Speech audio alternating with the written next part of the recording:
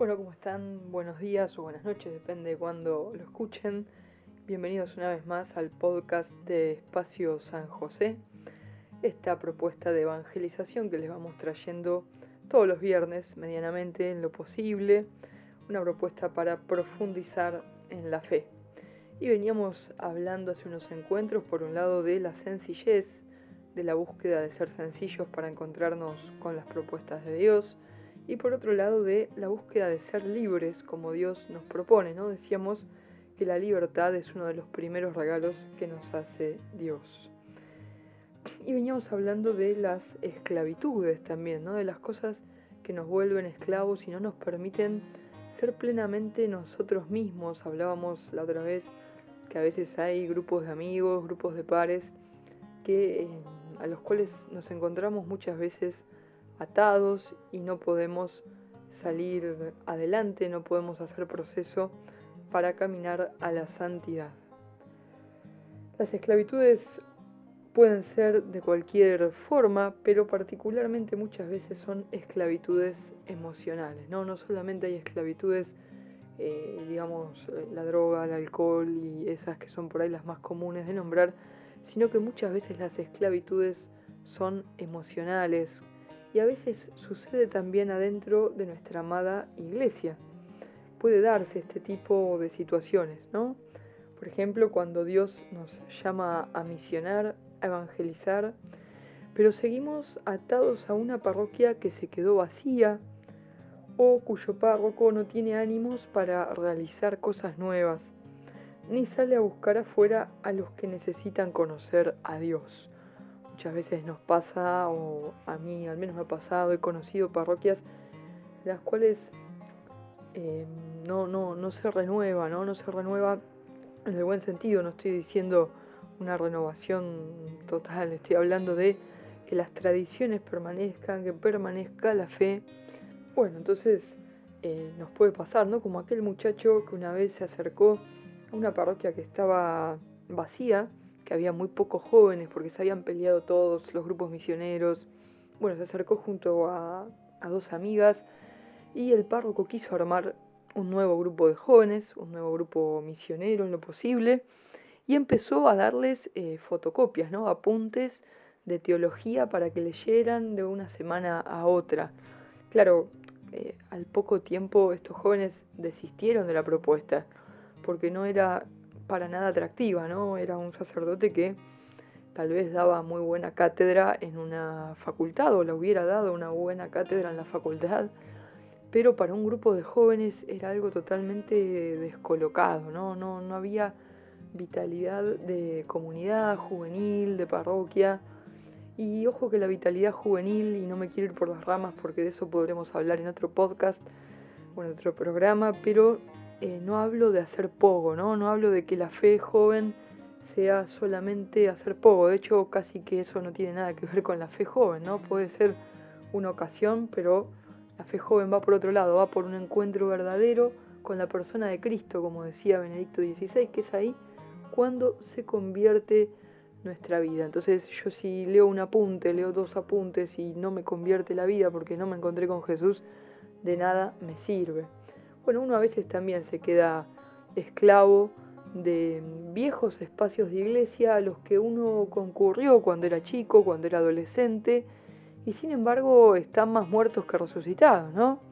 Es el caso de aquellas hermanas que estaban en una parroquia hacía añales, ¿no? Como 10, 15 años que estaban y todos los años intentaban renovarla, intentaban resucitarla y el párroco no avanzaba, no daba pasos de una verdadera renovación profunda en la fe. Entonces eran las únicas 4 que iban de jóvenes a esa parroquia. Y claro, pobres, ellas tampoco podían crecer y hacer proceso en la fe porque estaban viviendo por fidelidad, pero una fidelidad no que tenía que ver con Dios, sino que tenía que ver con los ladrillos, con la parroquia, eh, y no podían desarrollarse espiritualmente por no conocer nada nuevo, ¿no? Es necesario un verdadero encuentro con Jesús y no ser esclavo ni de espacios fuera de la iglesia, ni de espacios dentro de la iglesia.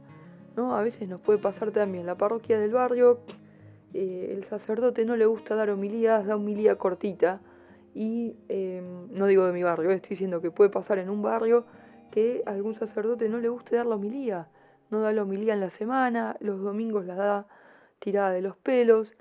Entonces esa comunidad pareciera que está condenada durante 6 o 12 años a no recibir una buena propuesta de evangelización, ¿no? También pasa cuando el párroco, en vez de tener olor a oveja, tiene olor a libros, y tal vez no se encontró con la persona de Cristo o no sabe cómo acercarse pastoralmente a las ovejas.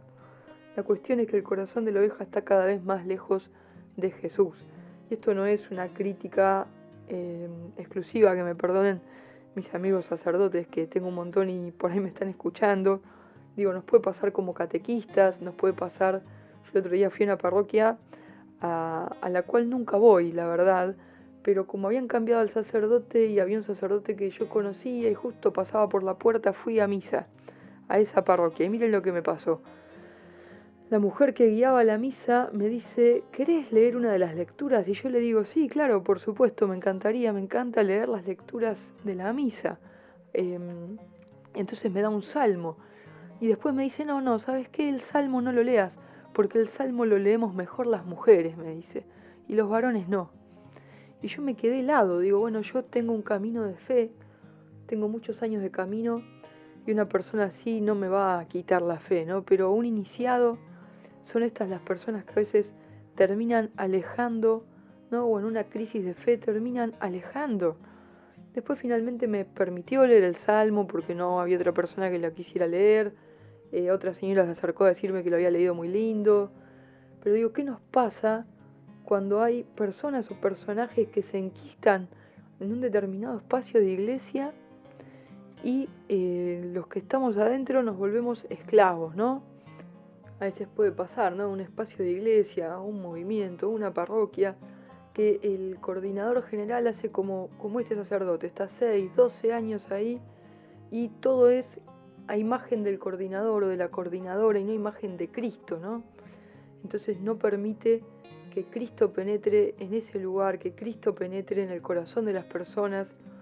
Alguno lo podrá hacer muy bien, alguno dirá, bueno, gloria a Dios que mi sacerdote, mi párroco, mi coordinador está hace tanto tiempo porque la verdad que me transmite a Cristo, pero ¿qué pasa con aquellos que no transmiten a Cristo, ¿no? Lugares que han dejado entrar a la nueva era, por ejemplo, y ese espacio se ha vuelto totalmente una confusión en vez de un lugar de iglesia y de encuentro con Dios. Bueno, entonces, hermanos queridos, lamentablemente las esclavitudes no solamente vienen del mundo, ¿no? No solamente vienen de las drogas, no solamente vienen de vínculos que son poco sanos fuera de la iglesia, sino que dentro de nuestra misma iglesia, amada, querida por Dios, también tenemos estas situaciones y tenemos que estar atentos, ¿no? Tenemos que denunciar estas cosas, tenemos que lograr salir de las esclavitudes, sacar espacios enteros de iglesia a veces de las esclavitudes.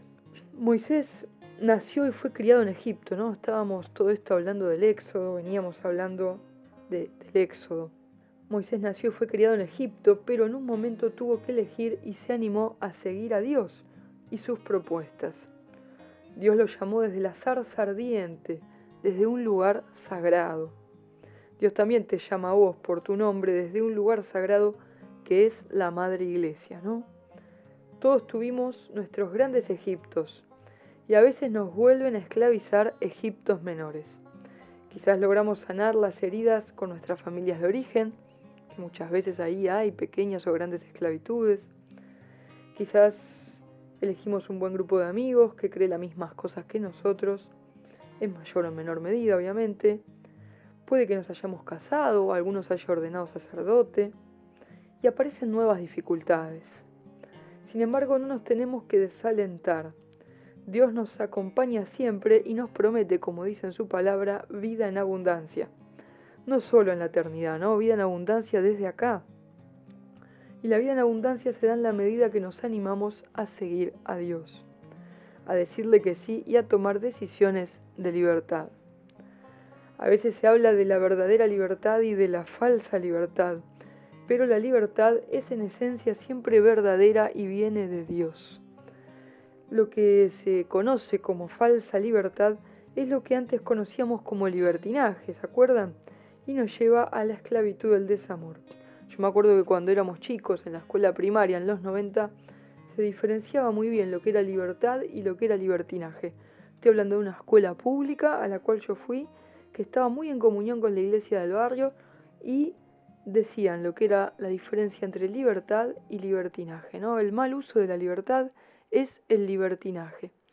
Después del 2000, mucho más después del 2010, se dejó de hablar de libertinaje en muchos lugares y se habla solamente de libertad con una concepción de libertad absoluta, ¿no? Como si nadie tuviera que responder ante ninguna responsabilidad.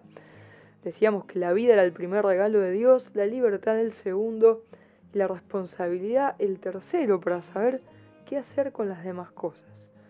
Bueno, entonces, ojo con esto de pensar que ser libre es hacer absolutamente lo que se nos da la gana. Salir de aquello que nos esclaviza suele darnos miedo. Miedo a lo desconocido, miedo a qué dirán los demás si logramos liberarnos. O tal vez pensamos que no servimos para ser libres, ¿no? Yo siempre voy al grupo me imagino cuando pongo estos ejemplos, me imagino un grupo de adolescentes que consume, que está en la droga, no me imagino al adolescente que no puede salir por el que dirán de los amigos, me imagino al adolescente eh, que piensa que no puede salir. Pero esta es una imagen, bueno, que es como la que está más fuerte en la sociedad por ahí, o lo estuvo en otra época, y yo siempre trabajé con jóvenes, sea en la catequesis o en docencia, pero esto se puede dar en cualquier contexto, ¿no? ¿Qué dirán mis amigos si dejo de ir los martes a fútbol porque me doy cuenta que el grupo de fútbol no es el más sano de la historia? Puede pensar alguno. ¿O qué dirán mis amigos si dejo de ir a este grupo de parroquia que dejó de ser un grupo de encuentro con Dios para convertirse en un espacio de club social, que se parece por ahí hasta más al mundo que a la iglesia o a la fe? Bueno, ¿qué dirán mis amigos, no? O tal vez pensamos que no hay oportunidad para nosotros, para cambiar. Bueno, Dios siempre viene a darnos una oportunidad. Bueno, hasta acá vamos con este nuevo encuentro, creo que ya van varios minutos, así que pueden dejarme en los comentarios qué experiencia de esclavitud también han encontrado dentro de la iglesia, si ustedes quieren, obviamente, sin tener que delatar a nadie en particular, o pueden comentarme lo que quieran, pueden compartir esto con sus amigos, con sus hermanos de comunidad, con sus lugares de pertenencia en la fe. Y bueno, para poder seguir creciendo en YouTube es necesario y estaría buenísimo que se pudieran suscribir, darle like y compartirlo con más personas. Que Dios los bendiga y tengan una hermosa semana en compañía de Él.